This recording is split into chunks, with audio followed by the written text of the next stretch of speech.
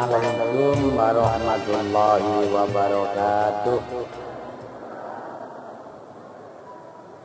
Bismillahirrahmanirrahim. Wal maqalatul ashiratu utawi iki iku maqalah sing nomor 10. Dipun critakaken an ba'di zuhadi saking setengah wong kang ahli zuhud. Nek wong Jawa ngarani wong sing tukang tapa. Arti Jawa tapa nyetop upa. Maksude mangane gak patek akeh. Sapa sih zuhadiku nang kitab diterangaken wahum kang utawi zuhad wong sing ahli tapa iku allazina wong akeh ikhtaqarru kang padha ngremehake sapa allazina ngremehake ad-dunya ing dunya walam yubalu lan ora merduli sapa allazina biya ing dunya bal akhadu balik padha ngalap sapa allazina minha saka dene dunya qadra daruratihim kelawan kadar kebutuhane wong ahli tapa. Hadirin wong ahli tapa iku kok wong gak mangan ngoten mboten. Ya mangan. Ya gawe omah, ya rabi, ya nyambut gawe, ya ngaji. Cuma sing darani wong zuhud niku wong remehno donya, gak patek ngreken donya. Donya dipandang remeh. Ana kanca gawe klambi apik gak kepingin belajar. Ana wong gawe koplo apik biasa. Ana wong kabeh dandani omahe apik-apik ya biasa gak kepingin. Dhek tetep njukuk donya ya nyambut gawe cuma ndolek sak kadar kecukupane wong niku wae. Nek ngoten wong zuhud niku lak melarat-melarat Pak. Durung karuan. Ana wong zuhud duwe rezeki ambek Gusti Allah akeh, omahe gedhong tingkat, tapi atine gak menges blas nang gedhong. Zuhud. Gak kepingin motor, tak duwe duit tuku motor apik. Ya tetep zuhud. Siji nek mari duwe motor elek ketok motor apik kepawi. Ngene duwelo. Iku ngrangsang tenan. Iso rokokan sedang garam delok kanca rokokan disamsu ngelirik ae nek disamsu ngrangsang tenan. Tapi dhek suatu ketika duwe duit iso tuku rokok disamsu ya gak apa-apa wong tuku. Cuma rasane ati iki gak tau oleh. Niku wong zuhud. Gampangane ngene ndek-ndekan zuhud. Sampeyan disuguhi mangan rampatan. Nek ngarep kene iki wak tempe, nek kene dadar, nek kono pitik. Nek wong ahli zuhud sing kencenge kita dijogok tempe ya tempe gak ngrahap. Pitik sing adoh iki. Ditenono enak mangan wong akeh, apa ngarepe kok gak dijogok, njogok sing enak, gak zuhud belas rangsang. Dada ana wong yo gak zuhud ya zuhud. Ngarepe lho pas wak pitik gedhe-gedhe, tempene mato. Sing dijogok pitike gak apa-apa tetep zuhud. Sampeyan nek kepengin zuhud ndek-ndekan klambi sampeyan iki kentelno sing elek, sing rada apik, sing apik maneh, sing jas. Weno dhuwit padha 10.000.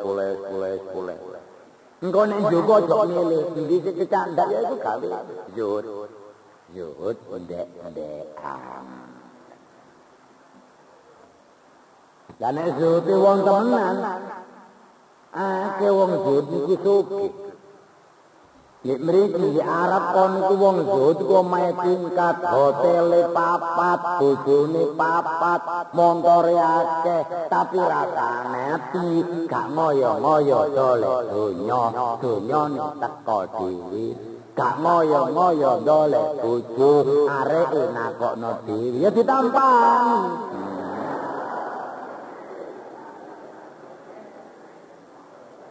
Wong ahli zuhud ngendika ngeten. Man aznaba zanban wa huwa yadhaku fa innallaha yudkhiluhun nar wa huwa yabki. Terus manutawi sapane wong iku aznaba nglakoni sapa wong zanban ing dosa aita hamalu tegese nyangga sapa wong ing dosa. Wawa kali utawi wong iku yathaku guyu-guyu sapa wong ae wal halu tegese utawi tingkae iku anaustune wong iku yafrahu bunga-bunga sapa wong ditahammuli kelawan nyangga nglakoni dosa.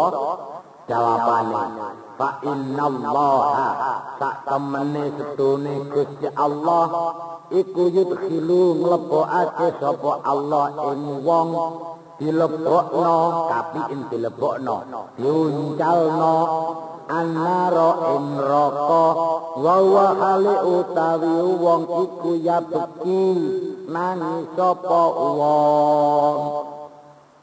Wau ya majikan nerangno nek ana wong nglakoni dosa krana kepengin gak kena dimpet. Suatu ketika njok sepuro nang Gusti Allah disepuro nang Gusti Allah. Niki terus nek ana wong nglakoni dosa tak sawan nang guyu-guyu latak-latak sampeyan delok wong mabuk. Tabak lagi tidak apa. Ngawui ha ha ha ha. Tabok lagi. Laka. Nek ana wong lakoni dosa kok seneng kok guyu gak susah blas. Mbese sampean diincalno nang neraka tangisan dino kelengkengan iki.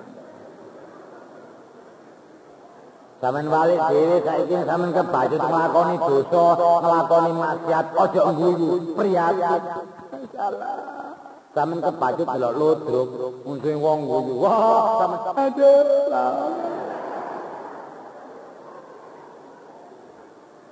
Melok rene ambek arek-arek guyu kakak-kakak. Wah, sampeyan astagfirullah. Lha apa aku mangko rene tak tutupne kurang turun bukaan. Nangis tapi nangis. Iki disepuro karo Gusti Allah ana wong saking gak kuwate nemen keping lakoni dosa wis ta gak kena dimpet temenan. Wis mulang lakoni sing elek nun sewu elek-elekane dosa wis ndolek arek wedok dadak oleh temen aja guyu nangis. Kenapa sih cak kok peno nangis? Aku malah apa to lek kon ambek ana nangis gak apa-apa. Jadi do mlungker. Kok ngono apa? Mergo wong nglakoni dosa iku duwe hak li anna haqahu krana sak temene hake wong sing nglakoni dosa iku ayan dama yen to getun sapa wong. Wong dosa gak getun mangkel Gusti Allah. Ana wong nglakoni dosa mari nangis. Insyaallah. Lapo aku mang melok-melok. Lapo aku mang mlebu kene jane ngeterno arek tok, jane ndolek kopi tok, dadak didiwiti ambek emus getun. Aja dek guyu masalah ditane emus rek enak lah. Dincal ngawon kok.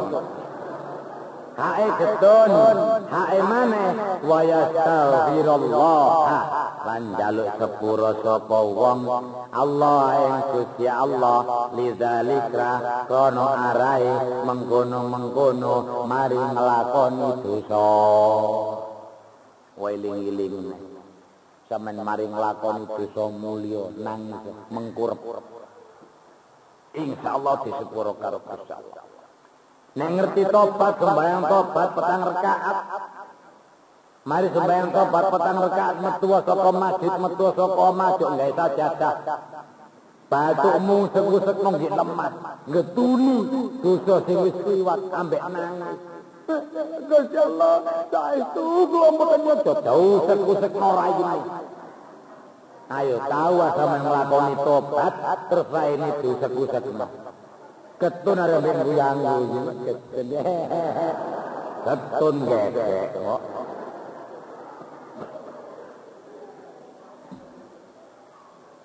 ben waman atau awa yaqi baliane waman utawi sapane wong iku atau alamun taat nang wong nang Gusti Allah wa hale utawi wong iku ya bekti nangis sapa Allah sampean mang melok zikir ghafilin iki durung patek sukses zikir ghafilin iki mergo sing rawuh iki rata-rata mari isya zikirane iku mari maghrib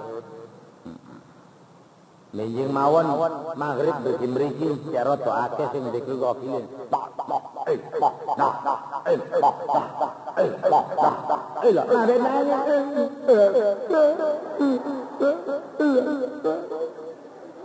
doa Gusti Allah menangis hati ini Astagfirullahaladzim Astagfirullahaladzim lah nyuwun sepura kula nyuwun sepura berbes milih sampeyan tahu muni la ilaha illallah berbes milih nek sampeyan kepingin belajar zikir la ilaha illallah tak zikir apa wae ambek berbes milih tak elingno ben Sangwa Brambang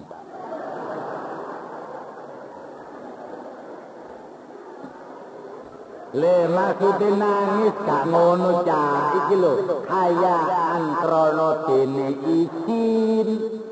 izin minallahi taala saka dene Gusti Allah taala wa khaufan lan krana dene wedi min saking Allah taala wedi izin ala taksirihi ing atase pepekane pepekane wong ditil kataati ing dalem mengkono-mengkono taat samene taat wedi nang Gusti Allah izin nang Gusti Allah sing diisini apa kula niki lho Gusti Allah sembayang boten saged khusyuk ibadah teng sampean boten saged khusyuk wayahe tani kula boten purun tani wayahe ngaji boten kula ngaji kirang ya Allah kula niki izin teng sampean mesine sedina sungi kula niki maca Allah ping 35.000 la ilaha illallah ping 103 ping 5 dadak kula mboten ya Allah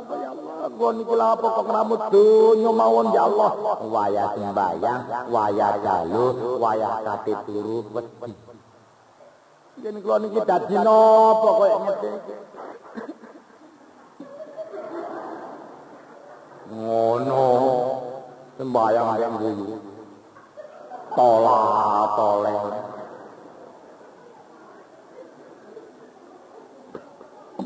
nek ana wong sembahyang nang Gusti Allah izin ambek nangis, tobat ambek nangis.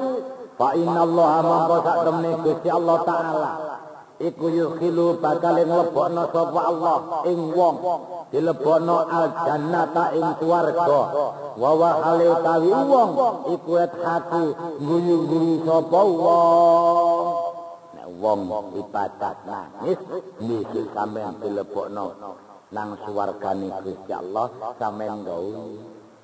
Kowe mutakhir delok. Ya wis swarga guyu swarga gadang. Sawan ambek guyu-guyu sik kono kan haram, kan apa-apa bebas. Gara-gara biyen sembahyang ambek nangis. Tapi ning masjid waya sembahyang, imam nangis do nangis kabeh rek bingung kono. Iki sembahyang tatangisan Cina njrek. Ayah Prabu tegese bunga sapa wong. Oh ya talfaraqi kelawan katok-katoke bunga saweneng tiada terkira li khusuli matlubi krana hasile kang didoleki wong.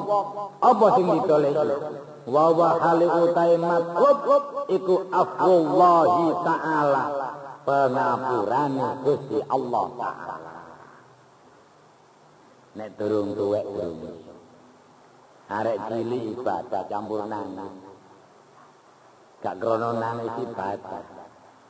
Dijokot lamuk kentole. Sembayang ambek nangis, gak krono mikir Gusti Allah, mikir utang. Kenapa rek gak utang sumpah. Anak papat penggawean desa. Tak bunuh diri ya. Wingi kula ngaji nang Gampeng Rawa niku berangkat ngaji, dadak ana wong bunuh diri mari sak kula ndelok gantung lho jenenge Basir. Belenger bae ngatur anak papat, becak gak tau payu. Tak gantung enak wis bebas. Anjene gak doyan sekolah. Diterusno. Wal maqalatul hadiyatu asarat. Utawi makalah sing nomor 11 an ba'dil hukama'i ail auliyai, setengah saking pira-pira waline Gusti Allah. Wali niku kekasih Gusti Allah. Wali-waline Gusti Allah ngendika ngeten, napa iku la tahiru, gak cocok. La tahkiru, gak ngono. La tahkiru, ojo ngremehno sira kabeh. Azdunuba ing pira-pira dosa. Asghara kang cilik. Asghara kang cilik. Aila ta'udduha, tegese aja nganggep remeh sira kabeh. Aja ngitung cilik sira kabeh sigoron ing dosa cilik. Merga fa'ina mongko sak temene dosa cilik iku tata sa'abu bakal ngepang minha saka dene dosa cilik apa al-dzunubu pira-pira dosa al-kibaru kang gedhe. Wa aidanan kelawan maneh rubama yakunu terkadang ana apa ghadabullahu pendune Gusti Allah Ta'ala fitil kasigori iku tetep ing dalem mengkono-mengkono dosa sing cilik. Kon gampang.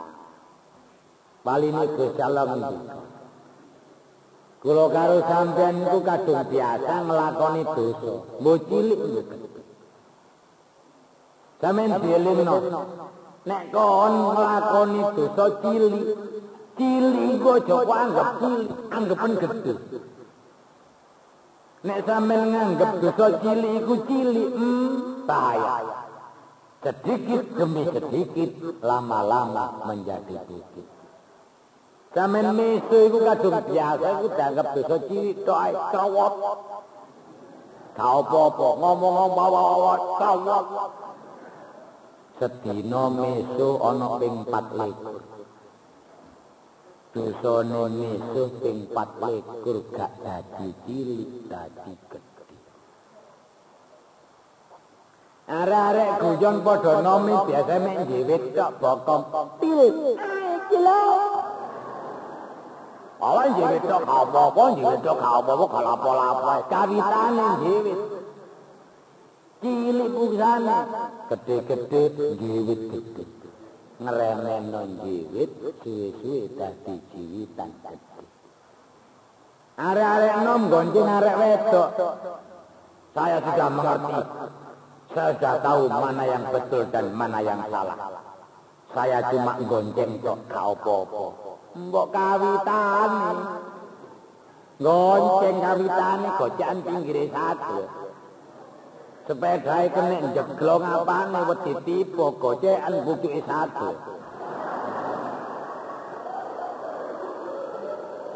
Nek bener pucuke satu gak apa-apa tak luput sing gonceng mecucu atuh.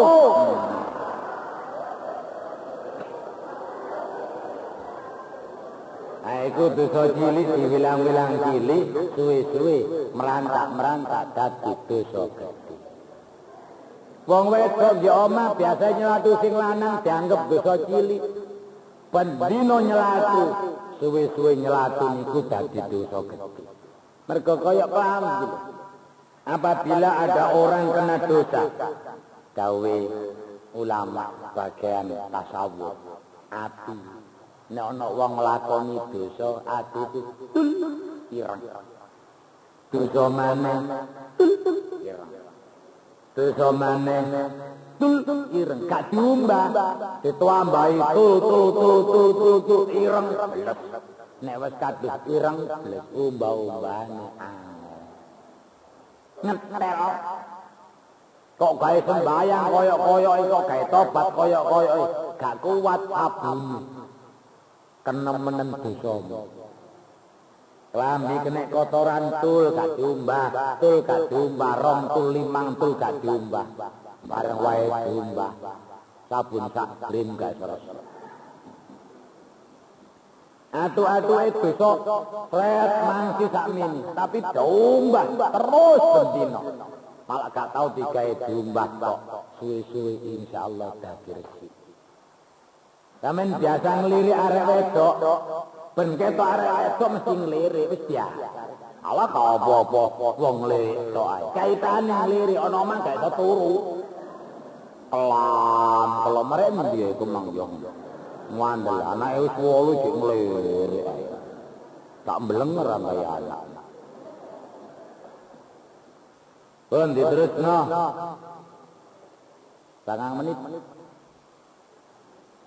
Wal maqalatu saniyatu asharata utawi maqalah sing nomer 12. Cuma maqalah niki anin Nabi saka dene Kanjeng Nabi sallallahu alaihi wasallam.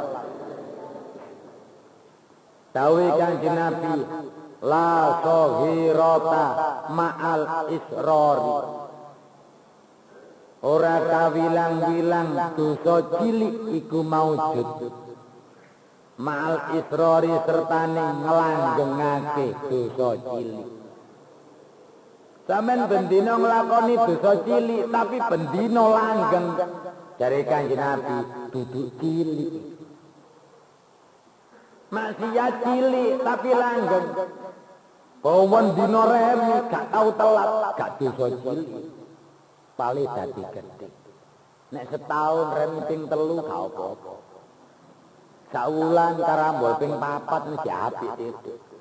Wasik ben jam 10 gak jam 1. Maksiat nek langgeng pali dadi jenenge dosa. Dosa cilik langgeng pali jenenge dadi dosa gedhe. Dadi nek sampean maksiat kok aja dilanggengno, mari saiki maksiat prei ben karambol maneh ngono lho. Dilat-lati ngono gak ketabrak dosa gedhe. Sing nom yo ngono ndelok film pantes, aja bendina seminggu pisan. Ndelok ludruk 2 wulan pisan. Bendina ndelok ludruk paling dadi dosa gedhe. Nutuk kempul maksiat belum tapi dadi bendina dosa gedhe. Ngendang maksiat tapi sampean ajeg bendina ngendang paling dadi dosa gedhe. Tak tuk bintang tak tuk bintang tak tuk bintang pawon dina paling dosa gedhe. Apa gak oleh ngendang? Oleh hukume oleh. Dulinan oleh. Tapi aja ajek seminggu sepisan nek kangen ditutuk, nek gak kangen ditinggalno. Kula nggih omah duwe kendang yo nek kangen tak tabun, nek gak kangen tak buang. Ya kangen-angen lek kendangku mang direk. Zaman nggih omah duwe Semar Petruk Bagong. Yo suatu ketika dalang engko nek mari singgalno maneh. Setahun dalang maneh cek gak lali rek. Bisa nek matek dipendem bareng.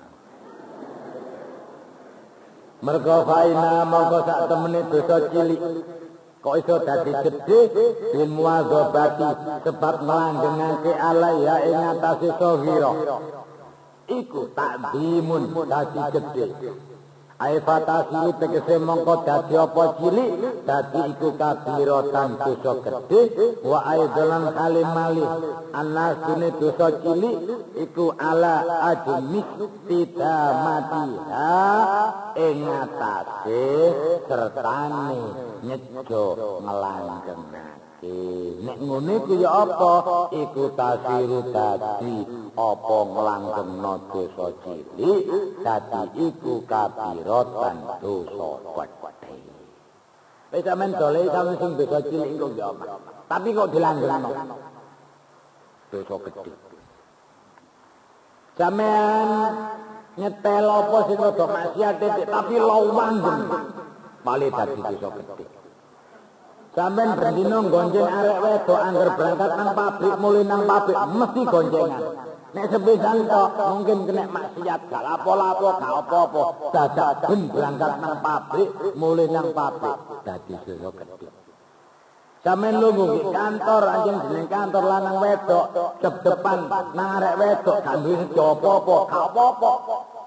Delok tok sawat gak sawat maksiat. Dosa cilik dadak kawan dina depan dadi dosa gedhe. Kono mejane sekretaris kene mejane bos.